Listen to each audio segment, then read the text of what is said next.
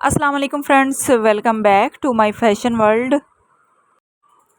तो फ्रेंड्स, आज की वीडियो में मैं आप लोगों के लिए लेके आई हूँ ट्राउज़र्स, कैपरी और प्लाज़ो पैंट्स के बहुत ही खूबसूरत, amazing, stylish designing ideas. Designing material के बहुत ही ज़बरदस्त से आइडियाज़ आपको मिलने वाले हैं आज की वीडियो से। और आप लोगों को भी जो डिज़ाइन अच्छा लगे आप लोग उस डिज़ाइन को फॉलो कर सकते हैं और सेम वैसा ही डिज़ाइन जो है आप खुद से कस्टमाइज़ कर सकती हैं। इसके अलावा भी मेरे चैनल पे बहुत सारी वीडियोस अवेलेबल हैं ट्राउज़र्स और कैपरी के डिज़ाइनिंग पे।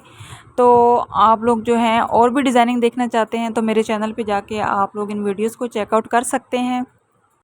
वीडियो अच्छी लगे तो प्लीज़ वीडियो को लाइक ज़रूर कर दिया करें। चैनल पे न्यू है तो आपसे रिक्वेस्ट है कि प्लीज़ चैनल को सब्सक्राइब किए बिना मत जाइएगा और साथ में बेल नोटिफिकेशन को ज़रूर ऑन कर लीजिए।